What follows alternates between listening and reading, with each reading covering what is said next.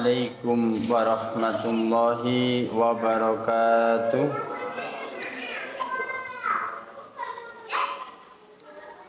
Alhamdulillahi rabbil alamin. Nahmaduhu wa nasta'inuhu wa nastaghfiruh. Wa na'udzu billahi min syururi anfusina wa min sayyiati a'malina. May yahdillahu fala mudhillalah wa may yudlilhu fala hadiyalah.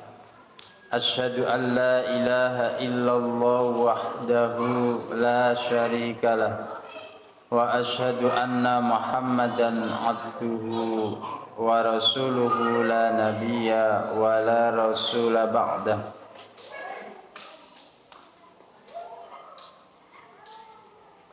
Allahumma salli wa sallim wa barik ala Muhammadin wa ala alihi wa sahbihi ajma'in. Usikum wa nafsi bitaqwallah. Ittaqullaha haqqa tuqatihi wa la tamutunna illa wa antum muslimun.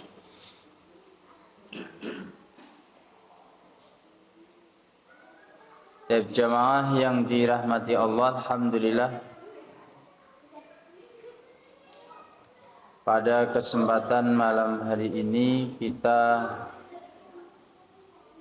sampai pada ayat yang ke-83. Sekarang 84.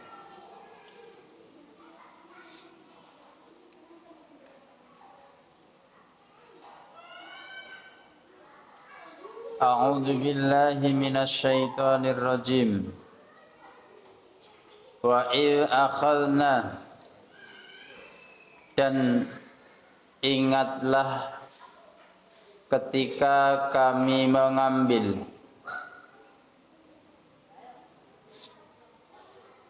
mitsaqakum, pada janji-janji kalian. Wa qulna, dan kami katakan, la tasfikuna, janganlah menumpahkan atau mengalirkan si kalian semua, dima'akum, pada darah-darah kalian.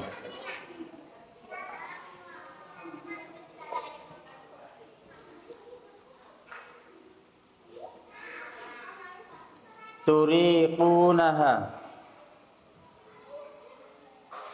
menumpahkan si kalian semua, pada darah-darah kalian, biqatli ba'dikum, dengan membunuhnya sebagian dari kalian, ba'da, pada sebagian yang lain.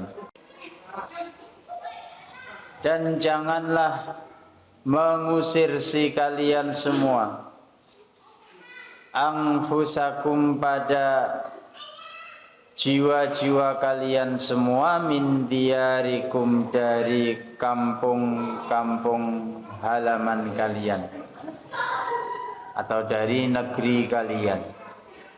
La yakhruju, janganlah mengusir, ba'dukum, sebagian dari kalian, ba'da, pada sebagian yang lain, min darihi, dari kampung halamannya. Summa aqrartum, kemudian menetapkan si kalian semua, qabbaltum, menerima si kalian semua, dzalikal misaqi, pada itulah perjanjian. Wa antum, sedangkan kalian semua, tashhaduna, mempersaksikan si kalian semua, ala anfusikum, atas diri-diri kalian semua.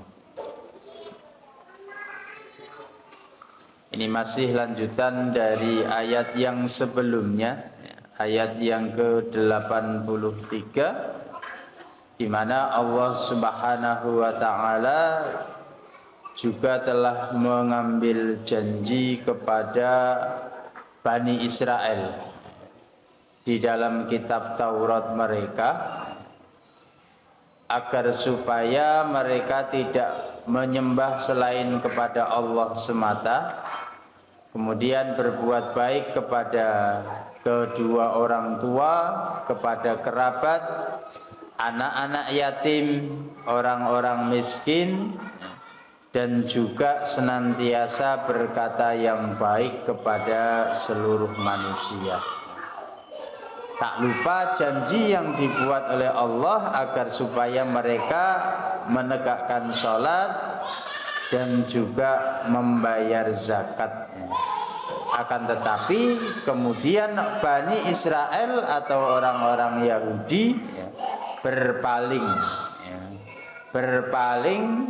tidak menepati janji yang sudah disampaikan dan disepakati dengan Allah Subhanahu wa ta'ala.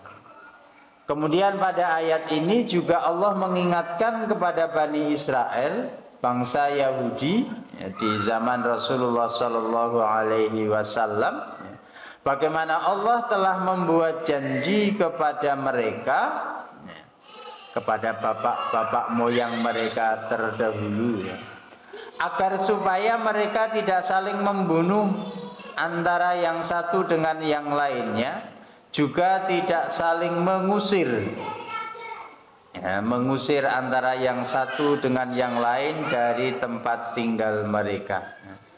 Wa antum tashhadun, dan mereka telah mempersaksikan janji itu terhadap diri mereka sendiri.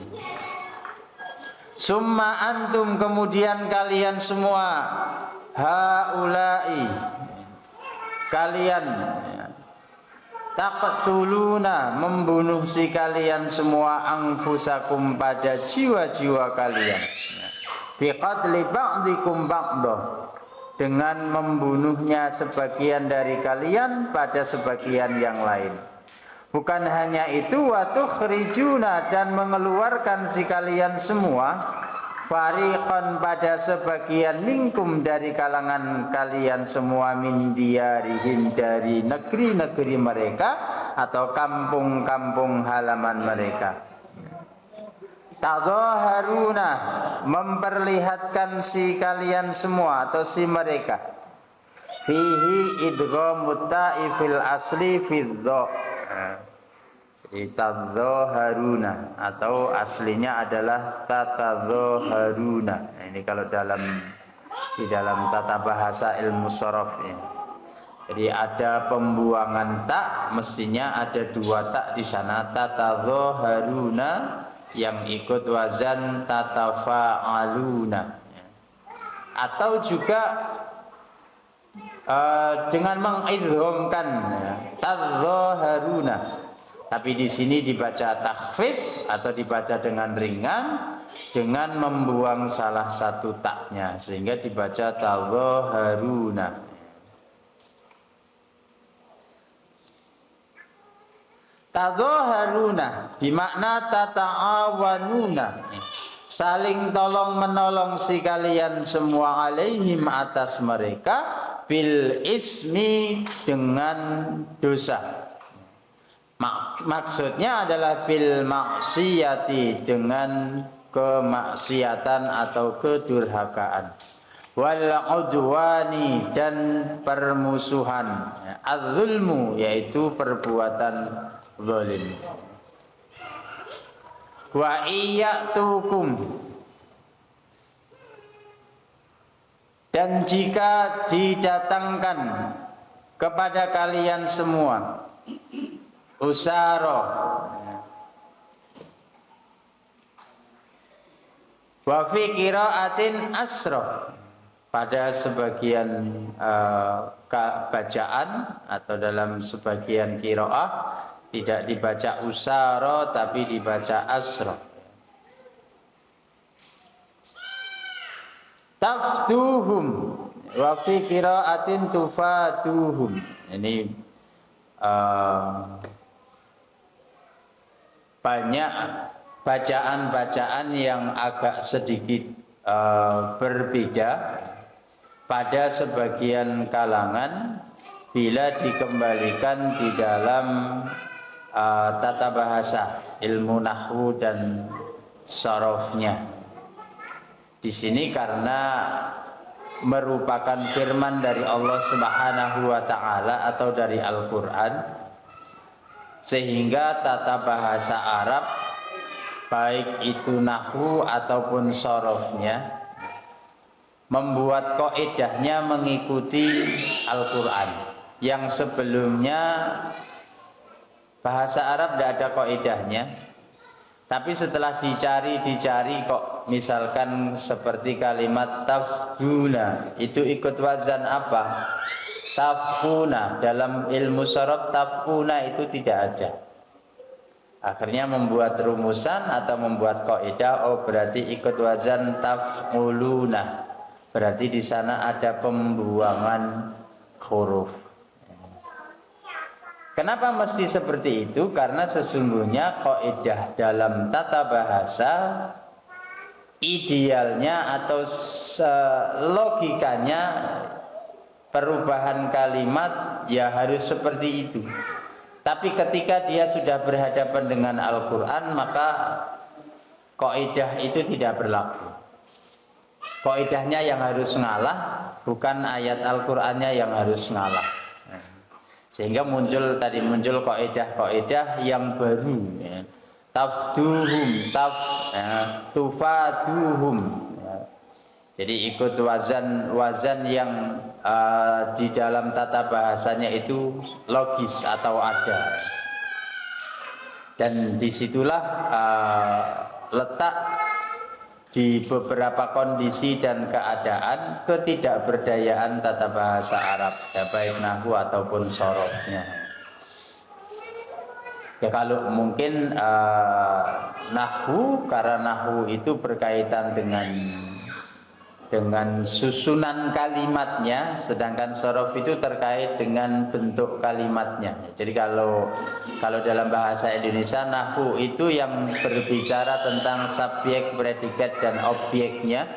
Kalau sorof itu berbicara tentang awalan me, akhiran an dan yang sejenisnya. Ya.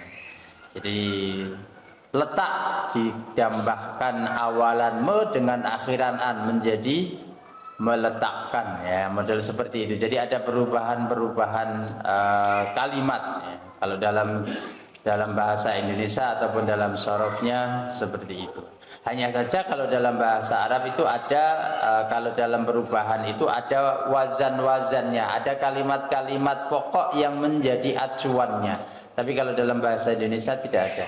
Ada acuannya dalam bahasa Indonesia awalanmu dan akhiran an misalkan, ada acuan kalimat utuhnya, enggak ada kan? Tapi kalau dalam bahasa Arab, di sana ada acuan kalimat asli yang dijadikan rujukannya. Sehingga kalimat berbeda-beda, tinggal ini kalimat ini mengikuti atau sesuai dengan kalimat apa. Seperti tufaduna itu kira-kira kalau dalam kalimat pokoknya seperti kalimat apa, ya? Tufa iluna, ya. Ini juga terjadi perubahan, ya.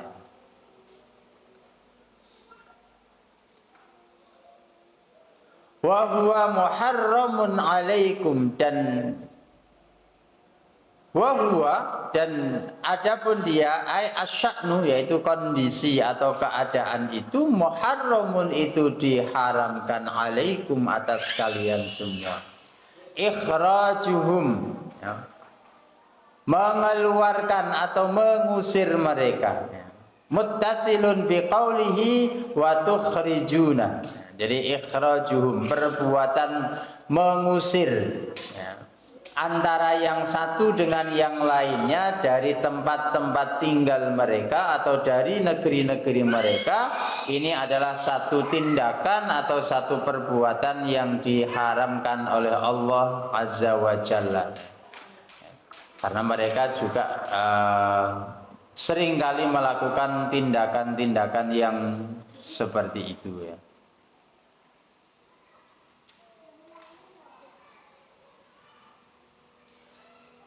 Afatu'minuna, apakah beriman si kalian semua bi ba'dil kitabi, dengan sebagian kitab, Wa huwa, adapun yang dimaksud beriman pada sebagian kitab, al-fida'u, yaitu tadi al-fida', menebus apa itu namanya, tawanan, menebus tawanan dengan harta. Wa takfuruna, dan kufur si kalian bi ba'din, dengan sebagian yang lain. Wa huwa, adapun sebagian yang dikufuri oleh mereka adalah tarkul qatli wal ikhraji wal mudzaharati, yaitu agar supaya meninggalkan kebiasaan saling membunuh dan mengusir orang-orang lemah dari negeri-negeri mereka, serta saling membantu di dalam perbuatan kemaksiatan. Ini kebiasaan orang-orang Yahudi. Jadi mereka itu suka mengusir antara yang satu dengan yang lainnya. Dulu perang antar kabilah, perang antar suku, padahal itu dilarang oleh Allah Subhanahu wa taala. Akan tetapi mereka sepakat dengan apa yang diperbolehkan oleh Allah berupa al-fida', menebus. Jadi kalau mereka itu saling membantu, ketika ada yang tertawan kemudian ditebus oleh mereka, lalu dibebaskan. Jadi mereka mau yang seperti itu. Tetapi ketika larangan saling membunuh, larangan mengusir dari kampung-kampung halaman atau saling membantu di dalam kemaksiatan, ini diabaikan oleh mereka. Kebiasaan-kebiasaan itu terus terjadi di tengah-tengah Bani Israel. Fama jaza'u, maka apakah balasan man pada orang yaf'alu, yang mengerjakan si man dzalika, pada perbuatan itu, minkum, dari kalian semua, illa, kecuali atau melainkan khizyun, hawanun wa dhillun, kehinaan dan kerendahan, fil hayati dunya, di dalam kehidupan dunia, waqad khazzu bi qatlin, sungguh telah dihinakan si mereka di kehidupan dunia, bi qatlin, dengan pembunuhan atau dengan peperangan. Fi qatli Quraidah, ini Bani Quraidah, di mana mereka telah diperangi, bahkan mereka diusir oleh Rasulullah Sallallahu Alaihi Wasallam. Wa nafa an-Nadhir, dan dimusnahkannya Bani Nadir, diusir mereka dari Madinah ila Syami, menuju Syam. Wa darbal jizyah, dan mereka diminta untuk membayar jizyah. Ini kehinaan yang diberikan oleh Allah Subhanahu wa taala kepada Bani Israel atau bangsa Yahudi. Kalau kita baca di dalam sirah nabawiyah, bagaimana Rasulullah Sallallahu Alaihi Wasallam membuat keputusan yang bersifat menghinakan Bani Nadir dan Bani Quraidah di saat mereka mengkhianati perjanjian yang telah disepakati dengan Rasulullah Sallallahu Alaihi Wasallam, yaitu kesepakatan untuk menjaga Madinah bersama-sama dari serangan musuh yang datangnya dari luar. Jadi mereka sudah sepakat hidup rukun, hidup damai di Madinah. Ketika ada musuh menyerang, ya Madinah dijaga bareng-bareng, karena Madinah milik bersama. Tapi ternyata ketika bangsa Quraisy bersekutu dengan kabilah-kabilah yang ada di sekitar Madinah dan sepanjang perjalanan dari Mekah ke Madinah, hingga kemudian tergabunglah persekutuan tentara yang kurang lebihnya berjumlah berapa? 10.000 orang tentara mengepung Madinah dari tempat-tempat yang memungkinkan mereka untuk mengepung Madinah, ya, yang dikenal dengan perang apa? Perang Khandaq.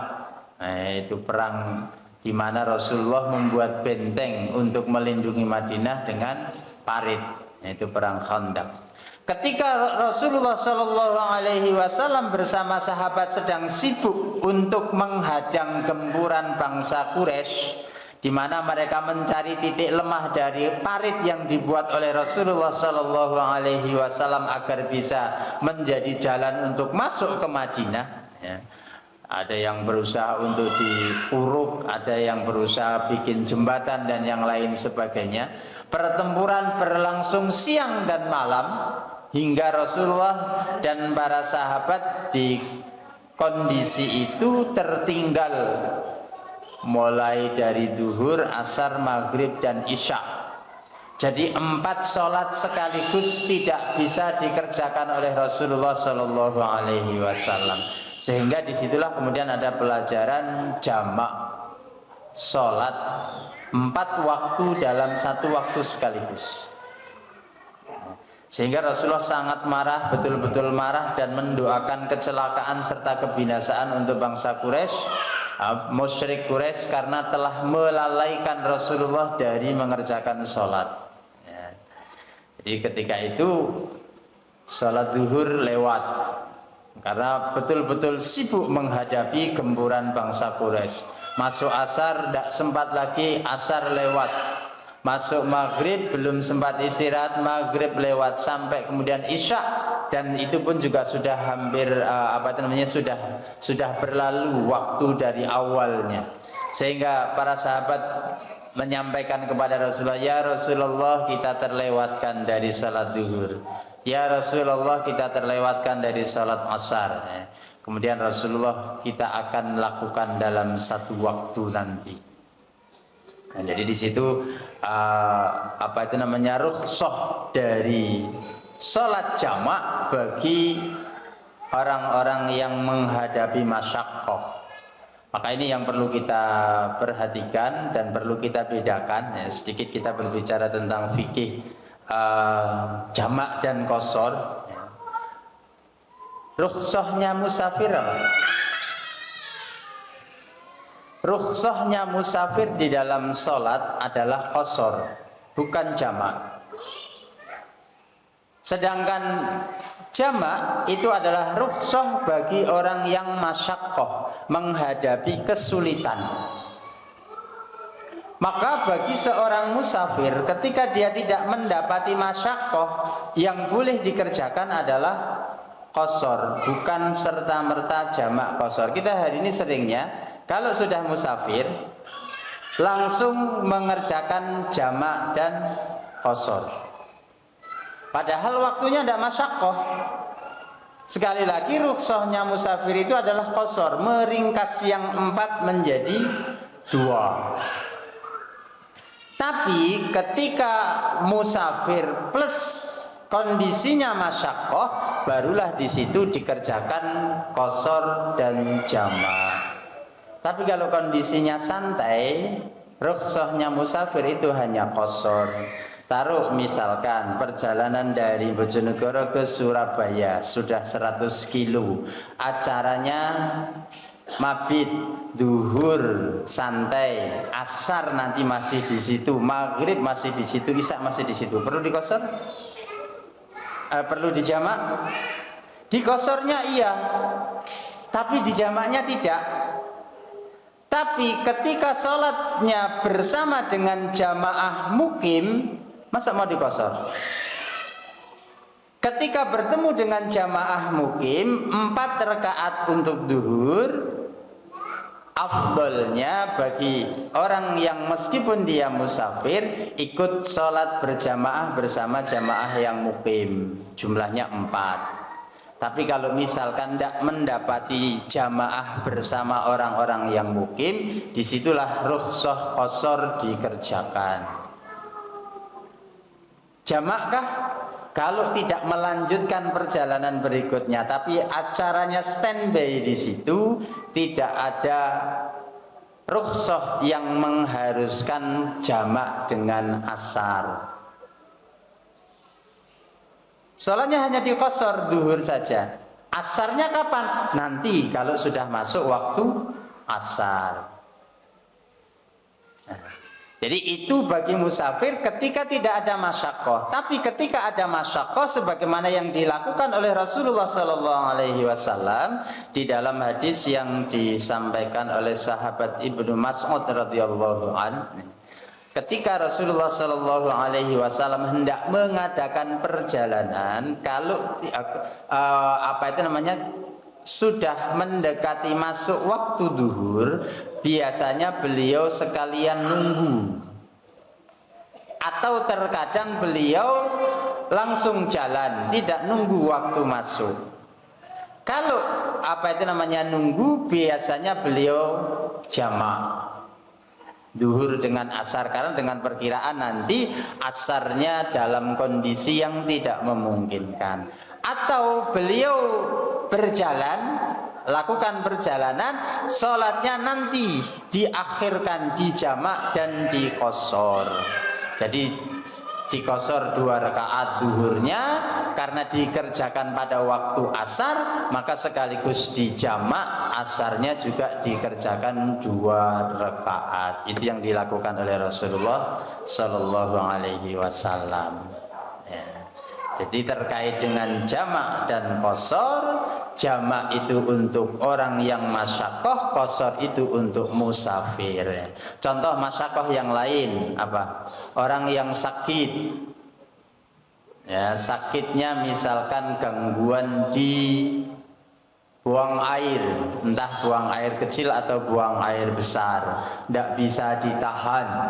Ya, maka di situ ada keringanan, sholatnya boleh dijamak tapi bukan diqashar. 4 rakaat bagi duhur dan asar, 3 rakaat plus 2 rakaat bagi maghrib dan isya. Atau jamak mator, sholat maghrib, dan ini yang belum pernah terjadi atau belum pernah dilakukan. Apakah jamak matar itu berlaku duhur asar juga ataukah tidak? Tapi yang terjadi dan yang sudah dicontohkan oleh Rasulullah Shallallahu Alaihi Wasallam, jamak matar itu untuk sholat maghrib dan isya. Ketika maghrib hujan, maka di situ begitu selesai maghrib masih hujan, dikumandangkan iqamat untuk mengerjakan sholat isya, dan isyanya tetap dikerjakan 4 rakaat. Bagaimana nanti kalau ternyata begitu selesai isya terus hujannya reda? Ya sudah, namanya itu rukhsah yang diberikan oleh Allah. Ya. Apakah harus tetap isya? Ya. Tidak harus isya karena sudah dijamak. Tapi bagi yang belum mengerjakan isya, karena mungkin ada yang tidak ikut di masjid, waktu isya dia datang ke masjid, dikumandangkan dikumandangkan azan, jangan dilarang. Ya, sebar isya iki mau. Ya, karena kan dia tadi nggak ikut jamaah. Ya, karena jamak itu tadi hanya diberikan kepada mereka yang datang jamaah pas maghrib.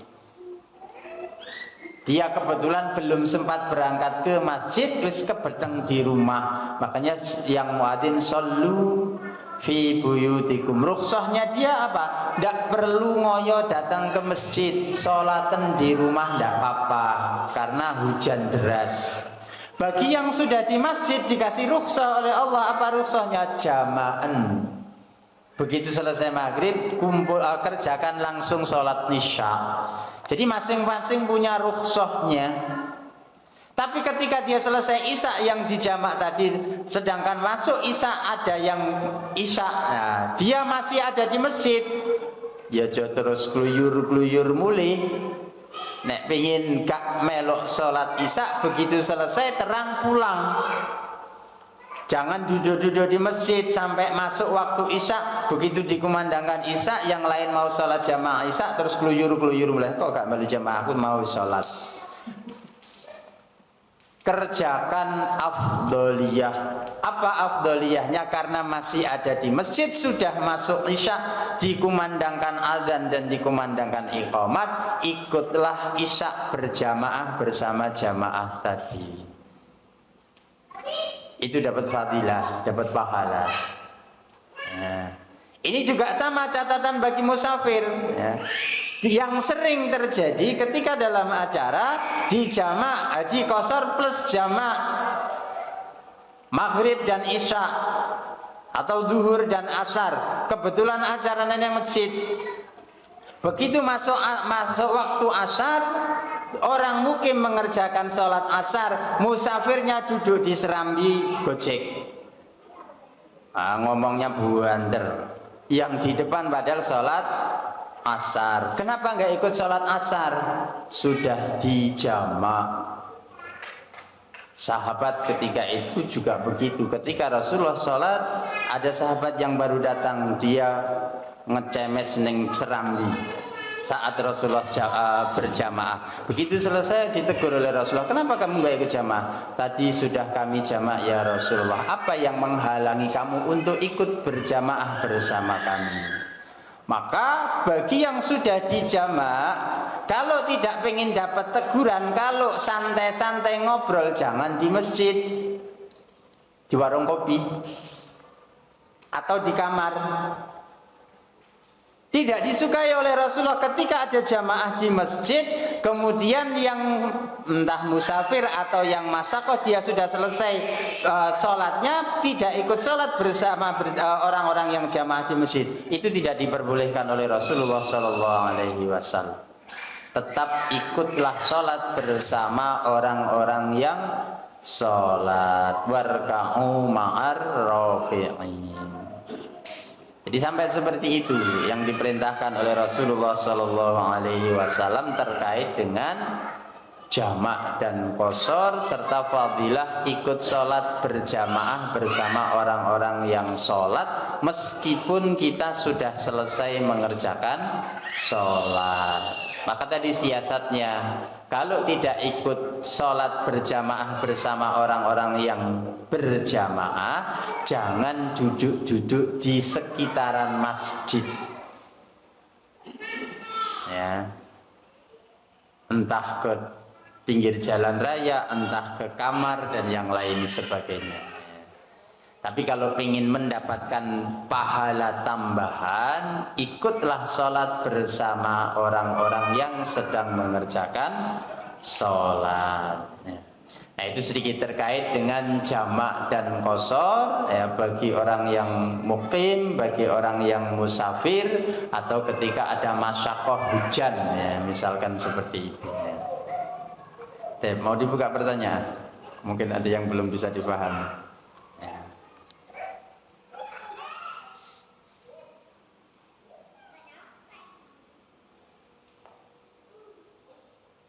Sampai mana kok bisa bicara jamak qashar kita ya? Nah, jadi orang-orang yang menyelisihi janji dengan Allah dan Rasulnya akan dihinakan oleh Allah ketika di dunia, dan itu bukti konkretnya, contoh nyatanya adalah apa yang terjadi terhadap Bani Nadir dan Bani Quraidah. Oh ya, cerita Bani Nadir dan Quraidah tadi ya. Jadi ketika itu Rasulullah disibukkan menghadapi orang-orang Quraisy sehingga lupa, terlewatkan, tidak sempat mengerjakan sholat duhur, asar, maghrib dan isya, kemudian dijamak di belakang. Ternyata di belakang, di dalam kota, ya, Bani Nadir itu memata-matai, ya, memata-matai siapa yang masih tinggal di Madinah. Ya. Adakah orang-orang yang menjaga para wanita, anak-anak dan orang tua? Nah, ini. Jadi mereka memata-matai, ingin mencari titik lemahnya Rasulullah dan para sahabat, sehingga kalau diketahui titik lemahnya, misalkan tidak ada yang berjaga-jaga pada orang-orang tua, anak-anak kecil dan para wanita di Madinah, ya, mereka akan melakukan serangan dari belakang. Ya, di saat Rasulullah sibuk mempertahankan di depan, mereka menyerang Rasulullah dari belakang. Ini pengkhianatan yang dilakukan oleh mereka Bani Nadir. Ya. Dan itu diketahui oleh salah seorang sahabiah, siapa? Sofiyah ya. Jadi ketika ada salah satu dari mata-mata Bani Nadir ngendap-ngendap ya, ingin melihat kekuatan yang ditinggal di Madinah ya, dari atas loteng Sofiyah melemparkan batu ya, ditimpakan kepada orang Yahudi ini sehingga dia mati ya. Sampai seperti itu pemberaninya ya. Nah, pengkhianatan mereka ini setelah Rasulullah selesai menghadapi orang-orang Quraisy ya, orang-orang Quraisy pulang nganggur tanpa membawa kemenangan. Nah, Rasulullah membuat perhitungan dengan Bani Nadir ya, yang muda-muda, yang masih remaja-remaja dan dewasa, laki-laki dikumpulkan suruh baris semua, berjajar satu demi satu. Ditanyakan oleh Rasulullah kepada orang Yahudi yang sudah masuk Islam dari kalangan Bani Nadir, apa hukuman yang paling tepat untuk mereka? Penggal lehernya ya Rasulullah. Akhirnya dipenggal semua. Dan anak-anak, wanita, orang tua semua diusir dari Madinah. Keluar kalian dari Madinah, jangan lagi tinggal di Madinah. Itulah hukuman yang diberikan oleh Allah dan Rasulnya kepada mereka yang telah menyelisihi perjanjian ya. Jadi karena kalau dikasih toleransi ya pasti mereka akan berkhianat lagi, karena sudah sering kali mereka melakukan pengkhianatan. Itu hukuman di dunia ya. Wa yaumal qiyamati, dan besok pada hari kiamat, yuradduna, dikembalikan si mereka ila asyaddil azab, pada azab yang pedih. Wa mallahu, dan tidaklah Allah bighafilin, itu lalai, amma ya'malun, dari apa-apa yang mereka kerjakan.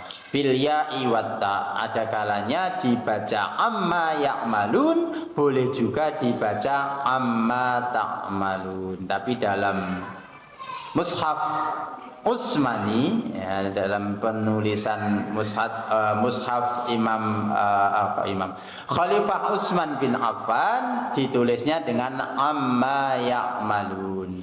Jadi mushaf yang kita baca itu adalah mushaf Utsmani ya. Kenapa disebut mushaf Utsmani? Karena dalam sejarah penulisan Al-Qur'an ya, ketika di zaman Rasulullah para sahabat nulis sak kenone, ada yang nulis di batu, ada yang nulis di kulit hewan yang sudah dikeringkan, ada yang di pelepah kurma dan seterusnya. Kemudian Rasulullah meninggal, yang lainnya ada yang hanya sekedar menghafal, enggak nulis. Ketika Rasulullah wafat, zaman Abu Bakar, para muhafid banyak yang gugur di medan perang. Kemudian oleh sahabat Salman diusulkan kepada sahabat Abu Bakar agar Al-Quran disatukan ya, akhirnya disatukan, apa adanya, kulit, batu, semua dikumpulkan, lalu disimpan di tempatnya Ummul Mukminin Hafsah. Diulang di zaman kekhalifahan Umar bin Khattab ditulis. Kalau di zaman Abu Bakar hanya dikumpulkan apa adanya, di zaman Khalifah Umar bin Khattab ditulis di kulit binatang, dijadikan satu, jadi kawandel.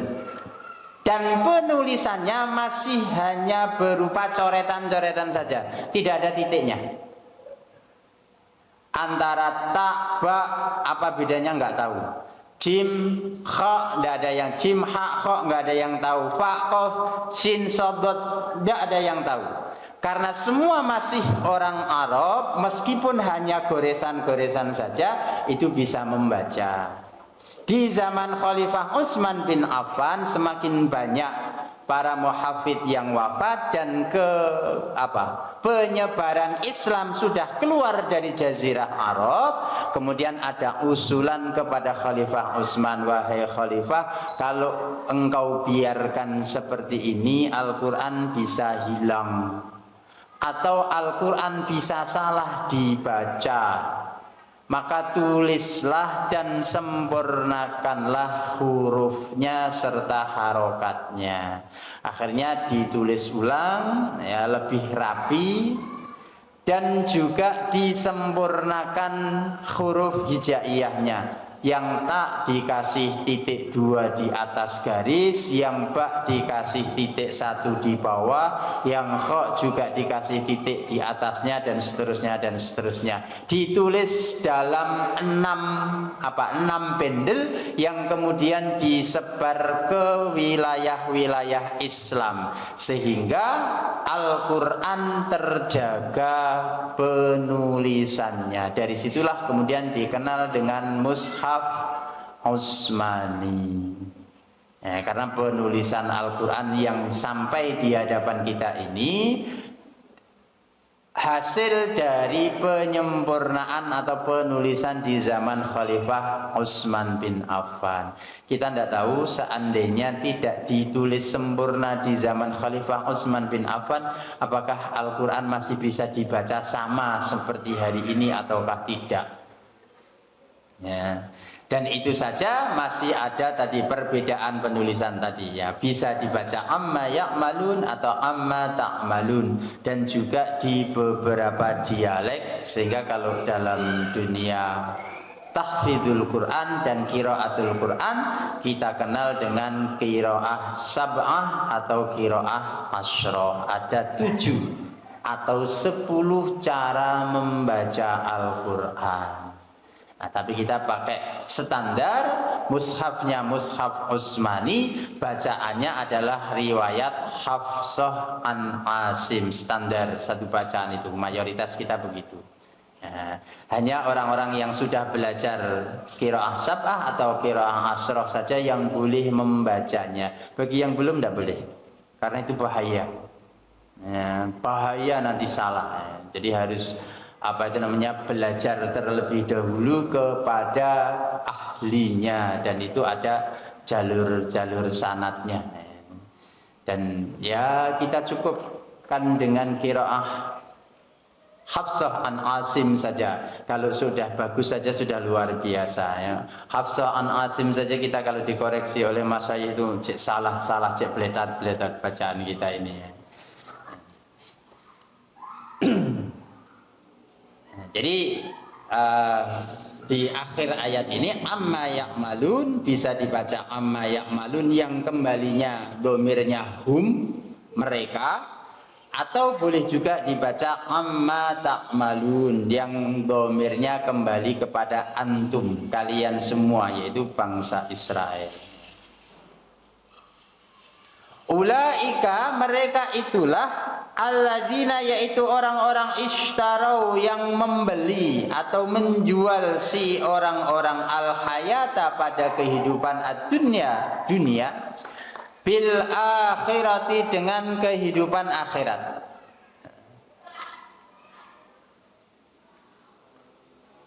Bi an asaruha alaiha, dengan hendak mementingkan kehidupan dunia di atas kehidupan akhirat. Fala yukhaffafu, maka tidak akan diringankan anhum dari mereka al-adzaba, pada azab, al-adzabu si azab, walahum, dan tidak juga mereka yunsaruna, ditolong si mereka, yumnauna minhu, dihalang-halangi atau dihindarkan si mereka minhu dari azab. Nah, ini jadi ancaman dari Allah Subhanahu wa taala kepada mereka-mereka yang beriman terhadap sebagian dan kufur pada sebagian yang lain ya, dicari yang cocoknya saja. Allah akan hinakan di dunia, dan di akhirat nanti akan diberikan azab yang pedih. Tidak akan melakukan yang seperti itu kecuali mereka-mereka yang telah menukar kehidupan akhirat dengan kehidupan dunia. Nah, jadi tidak lagi mementingkan kehidupan akhiratnya, hanya demi kepentingan kehidupan dunia mereka rela melakukan yang seperti itu ya. Karena perbuatan mereka itulah Allah menambahkan ancaman kepada mereka, fala yukhaffafu anhumul adzabu walahum yungsarun. Azab yang akan mereka terima tidak akan diringankan sedikit pun oleh Allah Subhanahu wa taala, dan tidak ada satupun yang bisa menolong mereka nanti di akhirat. Jadi mereka, terutama orang-orang kafir ini, tidak akan mendapatkan syafaat, tidak akan mendapatkan pertolongan sedikit pun, ya. Jangankan pertolongan dari nabinya, pertolongan dari amal solehnya pun tidak, kecuali orang-orang yang beriman di kalangan umat Nabi Muhammad sallallahu alaihi wasallam, ya. Oleh karenanya, agar umat Nabi Muhammad ini mendapatkan syafaat dari bacaan Al-Quran, syafaat dari amal solehnya, syafaat dari anak-anak solehnya, syafaat dari kerabatnya yang mati syahid di jalan Allah, atau syafaat dari Rasulullah Muhammad sallallahu alaihi wasallam, jangan sekali-kali mengikuti perbuatan yang dilakukan oleh Bani Israel. Jadi cerita tentang mereka diketengahkan oleh Allah di dalam Al-Quran supaya umat Islam, umat Nabi Muhammad tidak terjerumus mengikuti perilaku bangsa Israel yang dilaknat oleh Allah Subhanahu wa ta'ala. Demikian yang kita baca, insya Allah kita sambung pada ayat yang berikutnya 87 di kesempatan yang lain. Kurang dan lebihnya mohon maaf. Subhanaka Allahumma rabbana bihamdika asyhadu an la ilaha illa anta astaghfiruka wa atubu ilaik. Billahi taufiq wal hidayah. Wassalamualaikum warahmatullahi wabarakatuh.